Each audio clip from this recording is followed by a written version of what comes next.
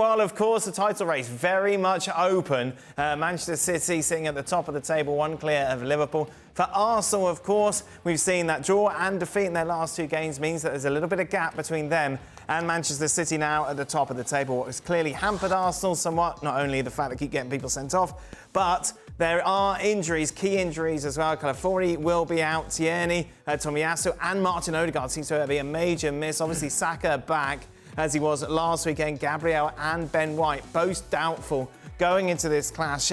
Newcastle, a Newcastle team, let's not forget, have very much underwhelmed so far this season, Stevie. Yeah. You look at this game and it's quite difficult to predict, isn't it? It is, particularly with all the injuries Arsenal have got. But I think Arsenal have a level of playing that will be too much for Newcastle. You know, I don't think we're going to see the Arsenal of a way up there that we've seen over the last couple of years. They're consistent. Right. And regardless of who's in the back line, they will defend well. Newcastle, you just don't know what you're going to get. And the fact that Shard and Burns are still playing centre-back, because the two of them are not a good partnership. And Dan Burns, listen, gives you everything, but when the ball's behind him, he's done. He's over.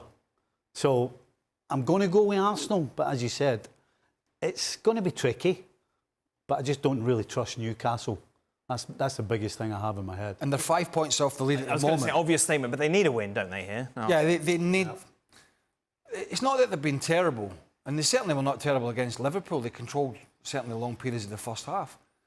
But as I was saying the other day, the tide turned in that game when Liverpool had to make the triple substitution, and then, because they were going for it and chasing it, and then obviously Gabriel goes off and it's a complete reshuffle. Timber's knackered. So you look at these games, the loss at Bournemouth was huge and slightly controversial.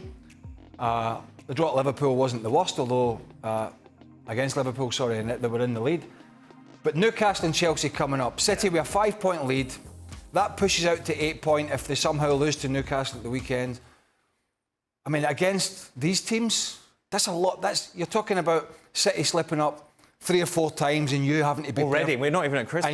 And you have to be perfect. Yeah. So they've got to put these injuries apart, which I think they've done in a decent way, to be quite honest with you. And there is some talk that Gabriel might be back. He did some training. They need to start putting a run of results here together just to keep the top two honest. It is a tough game, but I'm with Stevie. I can just see Arsenal having enough. I think they're clearly a better side, clearly a better squad. And Eddie Howe's also a manager who's got a fair amount of pressure on him. Yeah. So I think Arsenal just nick this one by the odd goal. Frank, your thoughts?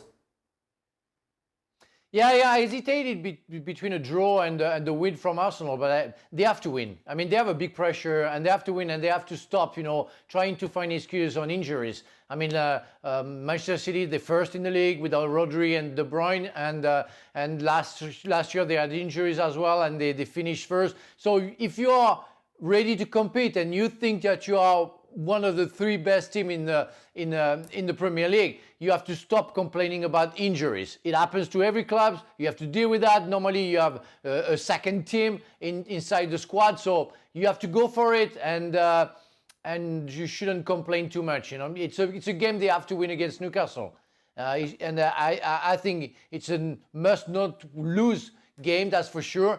But after they will have Chelsea as well, so it's going to be tricky for the next 2 games for us. God forbid there's no controversial Craig. thing that happens against Arsenal. Everyone is against them. Meanwhile, we're for them. Actually, everyone is going for an Arsenal win.